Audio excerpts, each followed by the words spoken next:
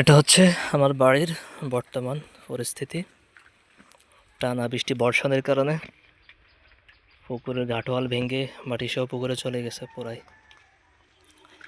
ঘর থেকে আর অল্প একটু বাকি আছে পুকুরে যাওয়ার জন্য। ঘাটওয়াল আরও অনেক উপরে ছিল, অনেক নিচে চলে গেছে। ওই যে ঘাটওয়ালের এই মাথা মাটি ভাঙ্গিয়ে একবারে।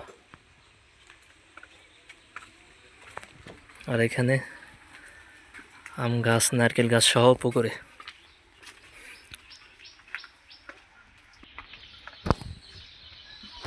হচ্ছে এখানে নারকেল গাছ, আম গাছ পুরাই পুকুরে চলে গেছে একবারে, ঘরের কর্নার থেকে কর্নারে পুরা।